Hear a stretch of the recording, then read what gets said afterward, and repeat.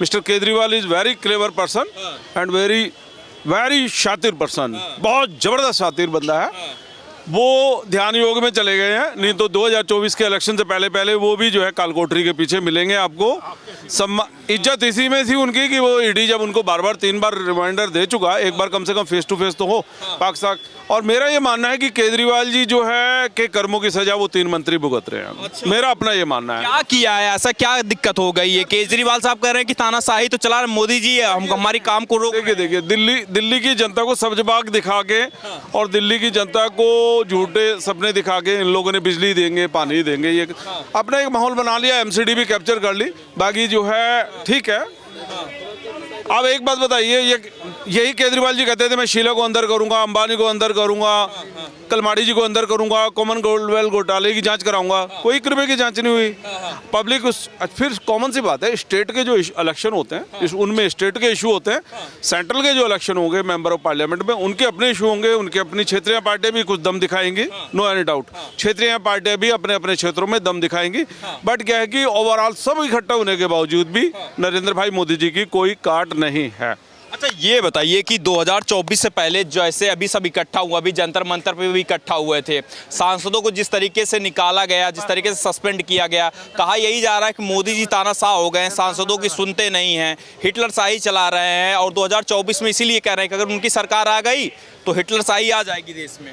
लोकतंत्र में वोट की जो शक्ति है ना वो जनता के पास है, और जनता फ्लो में किसको लेके आ रही है, फ्लो में वोट करने के बाद भाजपा को लेके आ रही है। अब ये तानाशाह बोलें और सभ्यता मर्यादा के साथ इन्होंने क्वेश्चन भी नहीं उठाए और फिर वो 150 बाहर चले गए। उसके बाद जो है प्रॉब्लम कहाँ है कि विपक्ष के पास चाहते हुए भी ना तो कोई फेस वैल्यू है और ना ही ये किसी भी मुद्दे को कैश भी नहीं करा पाते, किसी भी मुद्दे को। अच्छा, अब देखिए उपराष्ट्रपति, मेरा ये मानना है किसान का, एक मजदूर का, एक प्रधानमंत्री, राष्ट्रपति को छोड़िए, एक होमगार्ड का, एक ग्राम प्रधान का भी सम्मान होना चाहिए। आपका भी होना चाहिए, मेरा भी होना चाहिए। अब आप पार्लियामेंट के अंदर उनका मजाक बना रहे हो, फिर उन्होंने कन्वर्ट कर दिया जाट, वो सब, उसके बाद कह रहे हम बाहर फेंक दिए जी, वीडियो बना रहे हो, शोभनीय कार्य इन्होंने खुद करे हैं, तो इसकी पब्लिक इस चीज़ को नोटिस कर रही है। देखिए यदि कुछ इशू थे सभ्यता मर्यादा और शालीनता के साथ उठाते उनको, उस पर होम मिनिस्टर साहब भी जवाब देते, मोदी जी भी जवाब देते, और आप उपराष्ट्रपति की बेइज्जती हो रही है यार, पूरा वर्ल्ड देख रहा है। और पूरा वर्ल्ड ये भी देख रहा है कि वो बच्चे आते हैं और वो कूद फाद मचा रहे हैं, इसमें भी क्वेश्चन मार्क लगा है एजेंसियों। तो आपको लगता है कि मोदी जी आएंगे, विपक्ष में कोई चेहरा नहीं बचा है क्या? मोदी, देखो मैं बार बार आपको एक बता रहा हूँ कि मोदी जी का तो विपक्ष के पास पूरा जोर लगाने, बड़ा सोच रहे हैं, लगता नहीं है तोड़ विपक्ष में कोई चेहरा नहीं है। विपक्ष में अगर चेहरा होता ना तो खरगे जी को जो है वो जो है प्रधानमंत्री दावे का उम्मीदवार नहीं बनाते। क्यों? क्योंकि खरगे जी को पूछना जरा, कोई जानता भी है? कौन जानता है खरगे जी को? खरगे जी का तो अचानक ही नाम लिया गया है, फेस लगाया है, नाम चलाया है। वो ममता बनर्जी ने अपने शातिर दिमाग का परिचय दिया है। मिस्टर केजरीवाल और ममता बनर्जी ने अपने शातिर दिमाग का इस्तेमाल किया है। खड़गे जी ना कोई चॉइस है, ना कोई जान है, ना कोई पहचान है, और सीनियर सिटीजन बंदा है वो। 80-85 साल के बंदे को आप जो है नॉमिनेट कर रहे हो प्रधानमंत्री फेस, तो बनती नहीं है कोई बात। 2 साल में क्या बदला है मोदी सरकार में? मैं बता रहा हूँ आपको, तो मालूम ही है सारी जो है बताने की गिनती हमारे पे इतनी है ना कि मतलब गिनवा नहीं पाएंगे हम कि कैसा किया। हर चीज़ का विकास है। उत्तराखंड का रहने वाला हूँ मैं। उत्तराखंड में 2013 में जो आपदा आई थी, अब जाके देखिए आप वहाँ पे रोडें देखिए आप, रबड़ रोडें बनी हुई हैं वहाँ पर। पहले एक गाड़ी जो है वहाँ से पास नहीं हो पाती थी, अब जाके 4-4 गाड़ियाँ पास हो रही हैं वहाँ पे उत्तराखंड के अंदर। और हर जगह देश में विकास हुआ है, हर जगह जो IIT हैं, जो पहले 2 IIT, यही तो कहते हैं कांग्रेस वाले। आप तानाशाही वाली बात कर रहे हैं ना, तो तानाशाही भाई हम करेंगे, इसलिए करेंगे जब 370 की धारा हटानी पड़ेगी तो हटाएंगे, 35 से हटानी पड़ेगी तो हटाएंगे। कुछ ऐसे क्षेत्र में जो चीजें जो है अवैध हैं उन चीजों को हटाएंगे। तो वो तानाशाही अगर ये लोग मानते हैं तो वो तानाशाही समझिए आप। ठीक है ना? सांसदों को भी हटाएंगे, सवाल नहीं पूछने। अब सांसद अगर कोई गलती करेंगे आप जहाँ स्कूल में गए, कॉलेजों में गए हो, इस प्रकार की टेबल बजाना, ये बजाना कोई क्या कहाँ का नियम है? भाई साहब वहाँ भी नियम नहीं है। वहाँ भी स्कूल के अंदर आप डिसिप्लिन के अंदर बैठोगे, चेयर पे बैठो, डेस्क में बैठोगे तो डिसिप्लिन से बैठोगे। अनडिसिप्लिन के अंदर तो देखो जी उस पर एक्शन लिया जाएगा, और वही एक्शन लिया गया। परसों धरने में क्या हुआ था आपने सुना था कि खड़के वर्के आप उम्मीदवार बना रहे हो एक आदमी को, कैंडिडेट को। केजरीवाल और ममता बनर्जी ने तो समर्थन किया था ना।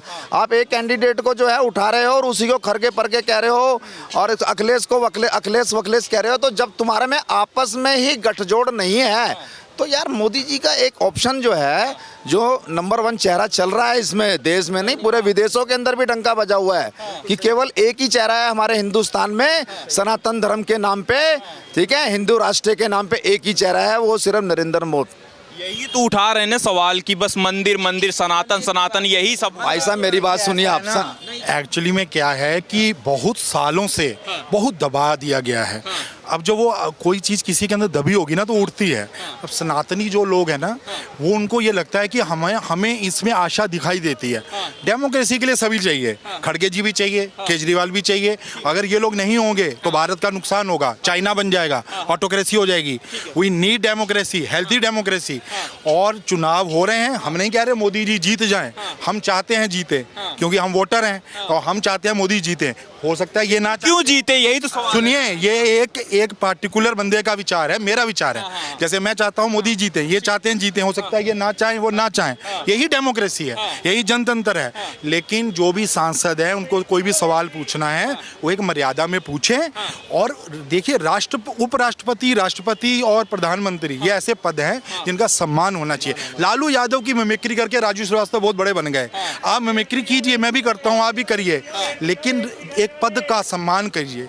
आप हेल्दी मिमिक्री कीजिए, कोई प्रॉब्लम नहीं है, लेकिन एक पद का सम्मान कीजिए। मुझे ये लगता है कि वो नहीं हुआ है। उपराष्ट्रपति जी का जो है वहाँ पे असम्मान हुआ है, जिसकी वजह से ये बात हुई है। और बाकी डेमोक्रेसी के लिए सभी जरूरी है। मैं इस बात के बिल्कुल पक्ष में हूँ, खड़गे जी को करना चाहिए प्रधानमंत्री पद का उम्मीदवार, जहाँ राहुल जी भी आए, कोई दिक्कत नहीं है। ये हमारी डेमोक्रेसी के लिए बहुत जरूरी है, लेकिन ये हमारा विचार है कि हम किसे बनाना चाहते हैं। आपको नहीं लगता 2024 में जिस तरीके से खड़गे साहब को मोदी साहब के सामने प्रेजेंट किया जा रहा है, लगता है बलि का बकरा बना दिए गए हैं क्या? कोई बलि का बकरा नहीं है। मैंने आपको पहले बोला है, आप खड़गे जी का इस तरीके से खड़गे जी को आप नीचे कर रहे हैं। खड़गे जी ने एक दलित उनका परिवार से आते हैं, उन्हें बहुत संघर्ष किया है, यहाँ तक पहुंचे हैं। हम उनका भी सम्मान करते हैं, बुजुर्ग हैं, उनका सम्मान करते हैं। भारतीय हैं, लेकिन ऐसे भारतीय हैं, मोदी जी भी भारतीय हैं। लेकिन मैं अपना बता रहा हूँ, मेरे घर में 25 लोग हैं, हम जॉइंट फैमिली में रहते हैं। मेरे घर में 10 लोग कांग्रेस के समर्थन में हैं, बाकी लोग बीजेपी के समर्थन में हैं। तो यही हमारे भारत की खूबसूरती है कि हम अलग अलग लोगों को वोट करेंगे जो ज़्यादा और हमें ऐसा लगता है, क्योंकि मैं मोदी जी को वोट करता हूँ, शायद मोदी जी जीतेंगे इस बार भी, लेकिन मुझे दूसरे लोग भी चाहिए। मुझे संसद सिर्फ बीजेपी से भरी हुई नहीं चाहिए। मुझे विपक्षी जो कहते हैं कि तानाशाह मोदी जी हैं, आपको ऐसा कुछ लगता है? देखिए, इस देश में तानाशाही नहीं चल सकती। इंदिरा गांधी जी ने कोशिश की थी इमरजेंसी चला के, आज तक कांग्रेस भुगत रही है उस चीज को। इस देश में तानाशाही नहीं हो सकती। अगर 35 से 370 राम मंदिर जैसे मुद्दों को सुलझाना, 3 तलाक को खत्म करना तानाशाही है, तो ऐसी तानाशाही स्वीकार्य है, होनी चाहिए। और ये तानाशाही नहीं है, ये मुद्दों को सुलझाना है। अभी ज्ञानवापी का, मथुरा का केस चल रहा है, ये 3-4 ही तो हैं। 35,000 घर मेरे तोड़ दिए आपने, मैं 3 मांग रहा हूँ, बाकी रहने दो, नहीं चाहिए। मेरे 35,000 घर तोड़े आपने, मैं 3 मांग रहा हूँ, और आप तीन के लिए भी मैं कोर्ट में जा रहा हूँ। बताइए, जिस देश में 100 करोड़ हिंदू हो, वो 3 घर लेने के लिए कोर्ट के लिए 70 साल आप वेट करें। क्या सोचते हो आप? इससे ज़्यादा डेमोक्रेसी हो सकती है कहीं? इससे ज़्यादा पेशेंस हो सकता है किसी के अंदर? नहीं। क्यों कहते विपक्षी की तानाशाह हो गए? काम है विपक्ष का। अगर वो विपक्ष नहीं कहेगा तो विपक्ष तो बीजेपी हो जाएगा। तो वो काम है। 35,000 मंदिर तोड़ के 3 मंदिर मांग रहे हैं, उसके लिए कोर्ट के थ्रू ले रहे हैं, अकेले नहीं ले रहे हैं। तो मेरे ख्याल से देश बहुत खूबसूरती चल रहा है। आप देखिए, डोनाल्ड ट्रंप के ऊपर केस चल रहा है कि उन्होंने बाइडेन को सत्ता नहीं दी नॉर्मल तरीके से। हमारे यहाँ पे राजस्थान में कांग्रेस हारी है, बीजेपी को आराम से दे दी। कर्नाटक में बीजेपी हारी, कांग्रेस को आराम से दे दी। पंजाब में कांग्रेस हारी, आम आदमी पार्टी को दे दी।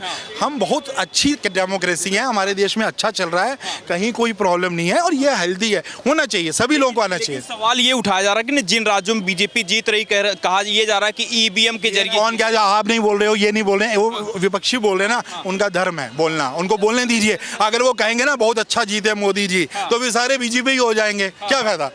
ये हेल्दी डेमोक्रेसी, जहां जीत रही है बीजेपी वहां ईवीएम से जीत रही, बाकी विपक्षी जीत रहे हैं। देखिए ये ऐसा कुछ भी नहीं है, वो भी जानते हैं। उनके भी एक नेता हैं कांग्रेस के, कार्ति चिदम्बरम, जो अपने गृह मंत्री पूर्व के बेटे हैं, उन्होंने भी बोला कि ईवीएम में कोई दिक्कत नहीं।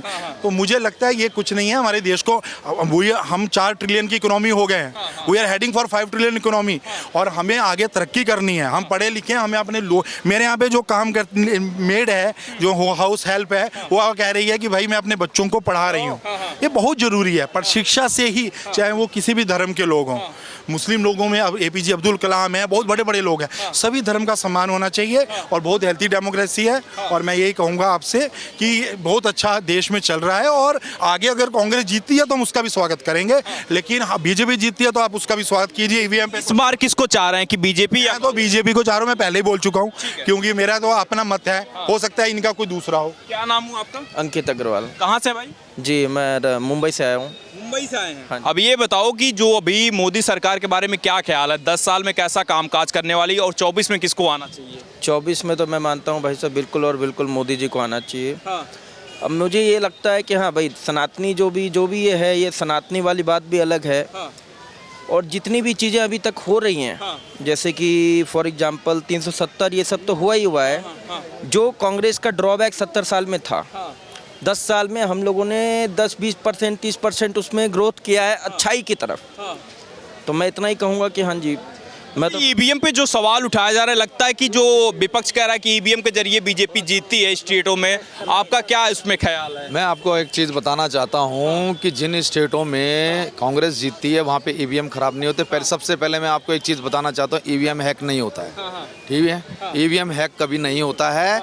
और ईवीएम को लाने वाले कौन है? अच्छा। ईवीएम को लाने वाले कौन है? ईवीएम को लाने वाली कांग्रेस है भाई। और रही बात सनातन धर्म तो हमारा है, आज से नहीं है, पहले से ही है भाई। ये हिंदू राष्ट्र आज का नहीं है, हिंदू राष्ट्र पहले से ही है। और जो ये मुस्लिम हिंदू की जो बातें हुई हैं ना, ये कांग्रेस के टाइम पे ही हुई हैं, जिस समय देश 1947 में आज़ाद हुआ था 15 अगस्त को। तो ये हिंदू मुस्लिम हम लोगों ने नहीं किया था, ये कांग्रेस पार्टी ने किया था, ठीक है ना। उन्होंने ये जरूर कहा था कि भाई जो यहाँ रहना चाहते हैं रह सकते हैं। आपको मालूम है छतरपुर से आगे रहाटी माइंस है, 25,000 आदमी सिंधी है वहाँ के, पाकिस्तानी है, जिसको अमित शाह जी ने जो है नागरिकता दी है, ठीक है। आज वो जो है वोटर हमारे अपने बीजेपी के ही हैं, क्योंकि जब उसको नागरिकता हम देंगे तो भाई हमारे वोटर ही रहेगा कि दूसरे का रहेगा, ठीक है ना। और सबसे पहले आप देखिए कि 22 जनवरी को जो हमारा उद्घाटन होने वाला है, 25-30 हज़ार आदमी से 40,000 आदमी पर डे जो है वहाँ के दर्शन करने जा रहा है।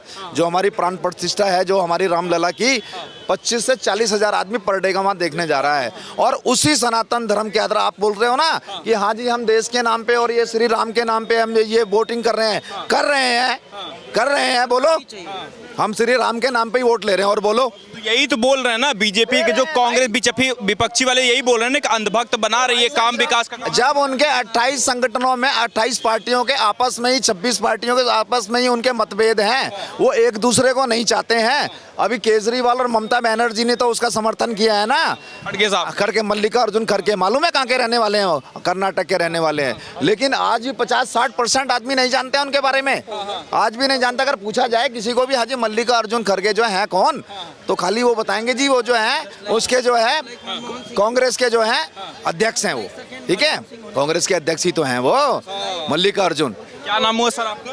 मेरा नाम विजय तिवारी है, मैं कहाँ से हैं? गुड़गांव से हूँ। अच्छा, गुड़गांव से। सर ये बताइए कि 2024 का चुनाव आ रहा है, किसको चुनना आप पसंद करेंगे, मोदी सरकार को या फिर कांग्रेस को इस बार लाना चाहेंगे? चुनना नहीं है भाई साहब, जनता ने मन बना लिया है, मोदी जी दोबारा आएंगे फिर तो।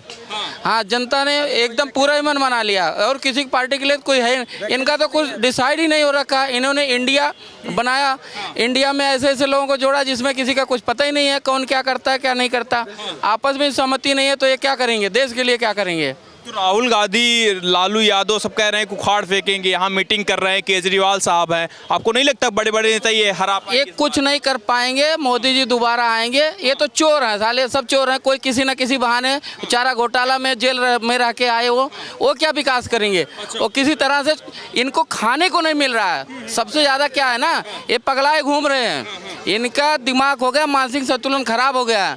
ये सोच रहे हैं अगर हम सत्ता में रहेंगे तभी खाने को मिलेगा, और सत्ता में है नहीं, खाने को मिल नहीं रहा, तो जगह जगह से आरोप प्रत्यारोप कर रहे हैं मोदी जी के खिलाफ कि ऐसा कर रहे हैं लोग, ऐसा कर रहे हैं। जो मोदी जी ने कर दिया ना, क्या कर दिया, यही सवाल तो बताइए ना, क्या किया मोदी जी ने ऐसा कर दिया, आज हमारी 5वीं अर्थव्यवस्था पूरे वर्ल्ड लेवल पे हो गई है, 4 ट्रिलियन पे पहुंच गए हैं। ठीक है, अब बहुत जल्दी हम 3रे नंबर पे पहुंच जाएंगे, समझ रहे हैं आप। दूसरी बात यह है, जनता ने इतना सोच लिया, पहले आप सुविधा देखते थे क्या थी, कुछ भी नहीं थी। आज इतने एम्स हो गए, इतने कॉलेज हो गए, इतनी यूनिवर्सिटी हो गई, आजकल कितनी फैसिलिटी लोगों को हो गई है। राहुल गांधी के बारे में क्या ख्याल है, प्रधानमंत्री बनना चाहिए कि नहीं? राहुल गांधी तो कुछ नहीं कर पाएंगे, वो पप्पू हैं, पप्पू जिंदगी भर रहेंगे, वो मरते दम तक पप्पू ही रहेंगे। पप्पू नहीं बोलिए उनको, क्या चाचा बस भाई साहब ये बोलेंगे बाबू जी। आएंगे मोदी जी, क्यों ना? अरे बिल्कुल आएंगे भाई साहब, दम से आएंगे। क्यों आएंगे मोदी जी, बताइए थोड़ा सा। अरे काम ही ऐसे कर रहे हैं बाबू जी। क्या काम करते हैं? अरे कांग्रेस वाले नहीं काम कर रहे हैं। देखो ऐसे राम मंदिर 370 इन्हें कोई हटा पा दो, चलो बताओ, कोई हटा पा तो। अच्छा, तो इस बार लगता है कि मोदी जी आ रहे हैं? अरे बिल्कुल भाई साहब, क्या नहीं आएंगे, आ रहे हैं? दम से आ रहा है मैं तो। अच्छा, क्या नाम है भाई आपका? अंश नाम है मेरा, कहाँ से हैं? दिल्ली से ही है। अच्छा, ये बताइए कि इस बार क्या लगता है कि किसकी सरकार आनी चाहिए? बीजेपी ही की आएगी सरकार। बीजेपी की? हाँ जी, क्यों नहीं क्यों बीजेपी की आनी चाहिए, कुछ बताइए। क्योंकि 10 साल से उन्होंने बीजेपी से, बस एक बीजेपी सुन के, मोदी सुन के ही अंदर से वो हो जाता है, फील आ जाता है कि हाँ प्रधानमंत्री होना चाहिए मोदी जैसा। और राहुल गांधी को सुन के क्या फील होता है? राहुल गांधी सुन के लगता नहीं वो प्रधानमंत्री बनने लायक है, हाँ। इसलिए तो इस बार आएगी बीजेपी? इस बार बीजेपी ही आएगी। अच्छा, चलिए ठीक।